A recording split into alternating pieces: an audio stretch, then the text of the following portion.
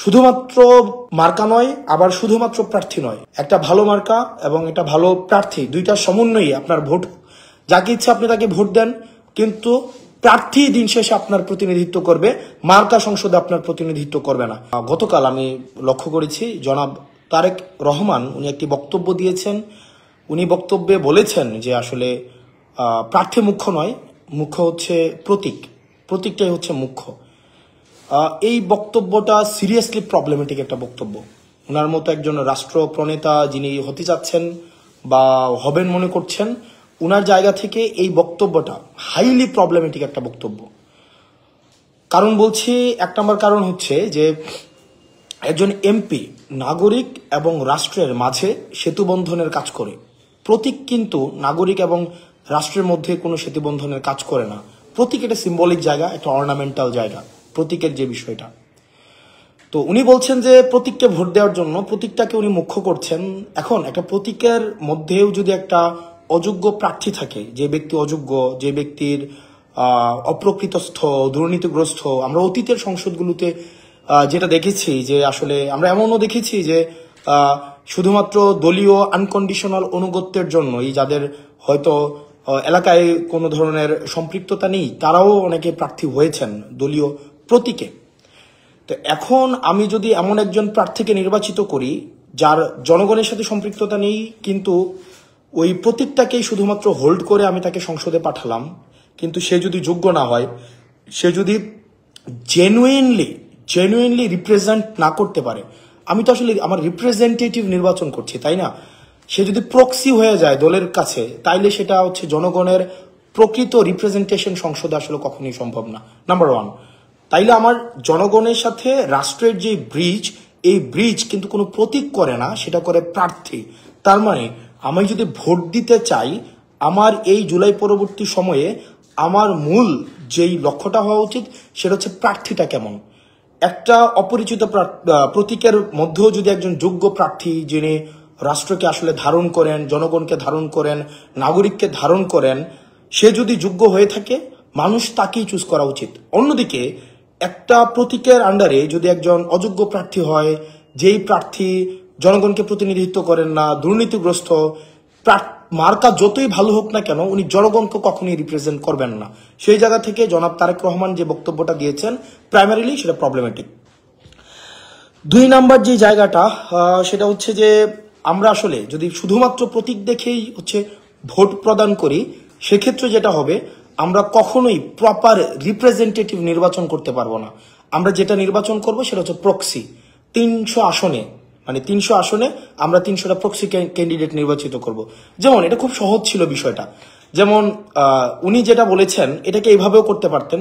300 আসনে শুধু প্রতীকটা দিয়ে দিতে পারতেন, যে আপনারা প্রতীকে, যেটা পিআর সিস্টেমের কথা বলছেন, পিআর সিস্টেম, এটা হইলেই তো হইতো যে আমি কিন্তু পিআর এর পক্ষে না, মানে উনার কথা অনুযায়ী উনি যেই সিস্টেমটার কথা বলছেন সেটা হচ্ছে অনেকটা এরকম যে আপনারা প্রতীককে ভোট দেন, প্রতীককে ভোট দিলে প্রতীকটা যদি নির্বাচিত হয়, তাহলে 300 আসনে আমি হচ্ছে পরবর্তীতে আমার নিজের মতো করে আমি প্রার্থী দিয়ে দিলাম। মানে এটা হইলেও কিন্তু হইতো। আপনার যদি 300 আসনের মধ্যে শুধুমাত্র প্রতীক দেখেই মানুষ ভোট দেয়, প্রতীকটাকে যদি উনি মুখ্য মনে করে, তাহলে সেক্ষেত্রে তো আসলে আলাদা করে প্রার্থী দাঁড়ানোর দরকার ছিল না। প্রতীকটাই যদি মুখ্য হয়ে যায়, প্রার্থী যদি গৌণ হয়ে যায়, তাহলে এটা কোনো প্রেসিডেন্সিয়াল সিস্টেমের মতো এটা হইলেই তো হইতো। তাহলে আলাদা করে আসলে আমি কোনো রিপ্রেজেন্টেটিভ নির্বাচন করছি না, আমি আসলে কিছু প্রক্সি, আমার কিছু দলীয় স্পোক্স পারসন নির্বাচন করছি, যারা আমার পার্টির প্রতি আনকন্ডিশনাল এলিজিয়েন্স দেখাবে। তারপরে যে বিষয়টা, আমরা 3 নম্বর বিষয় হচ্ছে, আমরা কিন্তু চেয়েছিলাম একটা রাষ্ট্রের হাইকমান্ডকেও, একটা দলের হাইকমান্ডকেও যেন হচ্ছে কি প্রশ্নের আওতায় নিয়ে আসা যায়। কিন্তু আমরা দেখলাম এখানে যেটা হচ্ছে যে হাইকমান্ড এখানে হচ্ছে প্রশ্নের মধ্যে আসছে না। হাইকমান্ড দিন শেষে যা বলবে তাই হবে। দিন শেষে হাইকমান্ড যদি বলে যে এই প্রতীকের আন্ডারে একজন অদক্ষ বা দক্ষ কাউকে নির্বাচন করেন, তাকেই নির্বাচন করবেন। এক্ষেত্রে হাইকমান্ডের যে আধিপত্য ভাঙা, একচেটিয়া হাইকমান্ডের আধিপত্য ভাঙা, মনোপলি যে তৈরি করে রাখা হয়, যেমন আমরা হাসিনার সময় দেখেছি, সবাই হচ্ছে হাসিনাকে রিপ্রেজেন্ট করে, জনগণকে রিপ্রেজেন্ট করে না। সবাই হচ্ছে হাসিনাপন্থী, কেউ জনগণপন্থী না। এখন আবার আমরা একটা স্ট্রাকচারের দিকে যেন না যাই, আমরা এই জায়গাটাও গুরুত্ব দিতে হবে। আমরা দেখলাম যে জিনিসটা, যেমন ধরেন প্রার্থী যদি গুরুত্বপূর্ণ না হইতো, আমার এলাকায় স্থানীয়ভাবে একটা প্রবলেম আছে, আমার স্থানীয়ভাবে আমার হচ্ছে অনেক ডোমেস্টিক প্রবলেম থাকে, প্রার্থী যদি মুখ্য না হয় এই প্রবলেমটা সংসদে কে গিয়ে বলবে? প্রতীক কি সংসদে গিয়ে বলতে পারবে? প্রতীক তো সংসদে গিয়ে এটা বলতে পারবে না, বলতে হবে প্রার্থী। প্রার্থী ভয়েস আকারে সংসদে গিয়ে তার জনগণকে রিপ্রেজেন্ট করতে হবে। কিন্তু আনফরচুনেটলি আমরা দেখলাম সেখানে প্রতীকে ফোকাস দেওয়ার মধ্য দিয়ে প্রার্থীর যে এজেন্সি, সেই এজেন্সিটাকে আসলে নাই করে দেওয়া হচ্ছে, যেটা সিরিয়াসলি প্রবলেমেটিক। এবং দিন শেষে আমি যদি ফোন দেই, প্রতীক কিন্তু আমার ফোন রিসিভ করবে না।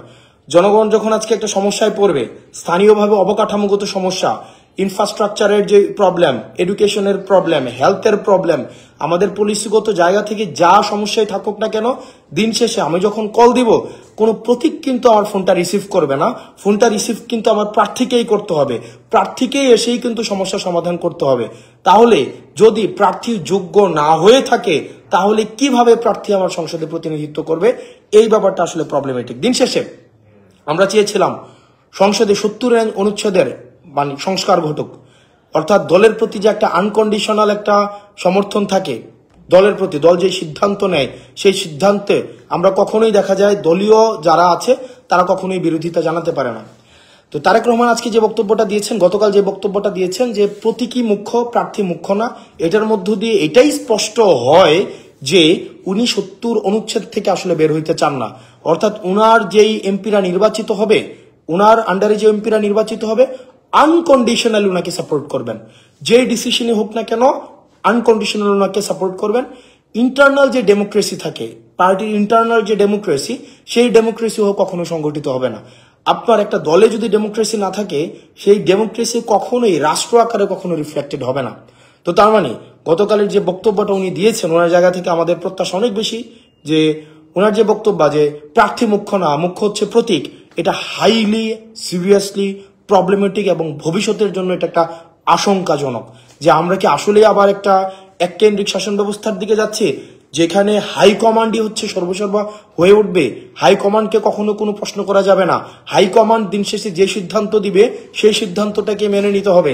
হাইকমান্ড দল নিয়ে যে সিদ্ধান্ত নিবে সেই সিদ্ধান্তটাকে আসলে আমাদের মানতে হবে। দিন শেষে যদি প্রার্থীর যদি এজেন্সি না থাকে, সেই প্রার্থী কখনোই ওই ডোমেস্টিক পলিসির রিপ্রেজেন্টেশন কখনোই সংসদে গিয়ে করতে পারবে না। সেজন্য নির্বাচনের জন্য প্রতীক যেমন গুরুত্বপূর্ণ, একই সাথে সাথে প্রার্থী হিমসেলফ ইজ ভেরি ইম্পর্টেন্ট। কারণ প্রার্থী কোনো অ্যাবস্ট্রাক্ট বিষয় না, প্রার্থী হচ্ছে খুবই ভিজিবল একটা বিষয়। একটা চোর বাটপার, একটা দুর্নীতিগ্রস্ত মানুষ একটা দলের একটা প্রতীকে নিয়ে আসলে মানুষ শুধুমাত্র প্রতীকটা দেখেই ভোট দেওয়া উচিত না, বরং প্রার্থীর ব্যক্তিগত সক্ষমতা, ব্যক্তিগত দেশপ্রেম, ব্যক্তিগত যোগ্যতা, ব্যক্তিগত সামর্থ্য, ব্যক্তিগত পলিসি মেকিং এর ক্যাপাসিটি দেখেই ভোট দেওয়া উচিত। সেজন্য আমরা সারা বাংলাদেশে সবাইকে আহ্বান জানাবো, শুধুমাত্র মার্কা নয়, আবার শুধুমাত্র প্রার্থী নয়, একটা ভালো মার্কা এবং একটা ভালো প্রার্থী, দুইটার সমন্বয়ে আপনার ভোট, যাকে ইচ্ছা আপনি তাকে ভোট দেন, কিন্তু প্রার্থী দিন শেষে আপনার প্রতিনিধিত্ব করবে, মার্কা সংসদে আপনার প্রতিনিধিত্ব করবে না। কালার এক্সপার্ট, জর্জ স্যাপ এবং মাইল্ড অন হ্যান্ডস টেকনোলজি সমৃদ্ধ অরিক্স ক্রিস্টাল ওয়াশ আপনার লন্ড্রি এক্সপার্ট।